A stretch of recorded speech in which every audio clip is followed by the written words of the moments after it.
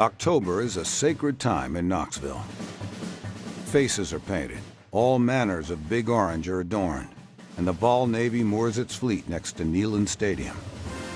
It's football time in Tennessee. But in October of 2009, people in Knoxville were gearing up for a far more somber spectacle. The trials of the defendants accused of brutally murdering Channon Christian and Chris Newsom were about to get underway. In the run-up to the trial, racial tensions threatened to boil over all across town. One person who wasn't seeing race was Shannon's father, Gary Christian.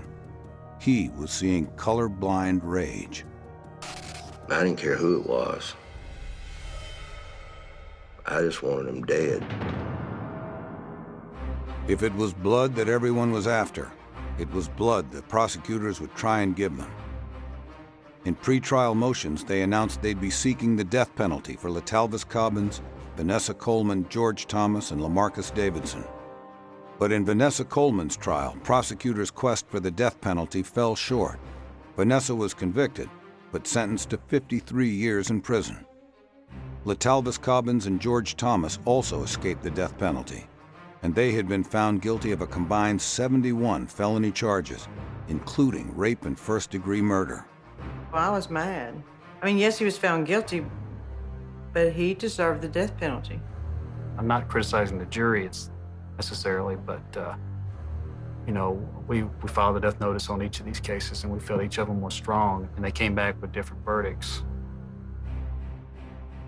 There was a lot of anger directed at this jury. There was a lot of talk about how they just didn't have the stomach for it, that they weren't tough enough. The jury might not have had the stomach to dole out any death sentences yet, but Knoxvillians from all walks of life were praying the crime's ringleader, LaMarcus Davidson, wouldn't be so lucky. And when his trial began on October 19, 2009, prosecutors wasted no time rolling out a list of gruesome physical evidence that linked LaMarcus to the crime. They really had more evidence against him than any of the suspects. Fingerprints on the trash bags used to wrap Channon Christian's body, as well as LaMarcus Davidson's DNA on and in her body and on her clothing. The slides were being shown to the jury of the couple's dead bodies. Every time those pictures were shown, you would even see some investigators, veteran investigators who had been with law enforcement for years. You would see them cry. That's how graphic and how grotesque each one of those pictures were.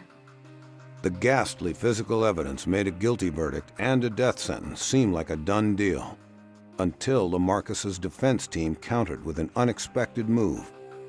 Playing on the fact that their client was a known drug dealer, defense attorneys suggested that Channon and Chris had traveled to Chipman Street of their own free will.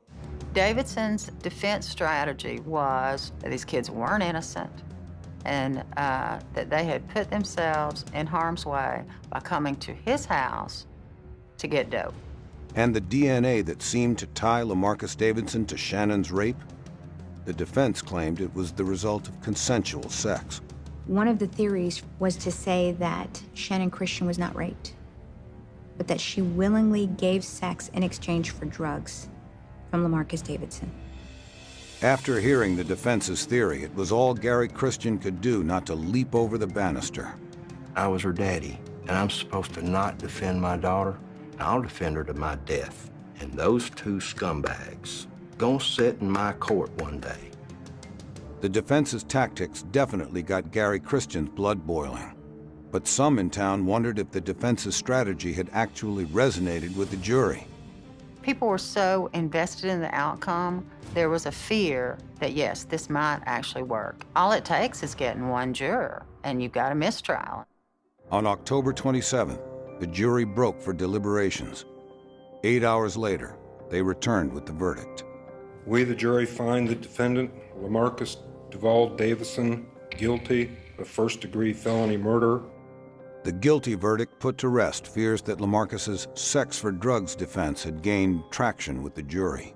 But for the Christians and Newsoms, that wasn't enough. They wanted LaMarcus Davidson to meet the same fate his victims had. On October 30th, 2009, A Knoxville jury granted them that wish. Punishment is death.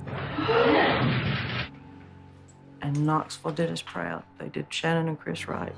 The only time in 4 years that I had a flicker of joy was when he said, "Make your peace with your maker." Seeing LaMarcus Davidson carted off to death row may have given Channon and Chris's families some peace of mind. But for the city of Knoxville, closure has been a little harder to come by. There will never be resolution. There will never be enough justice. Basically, because there are no answers.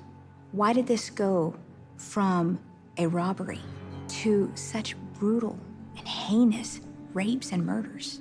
That question will remain with Knoxville for as long as the people here in Knoxville remember this case.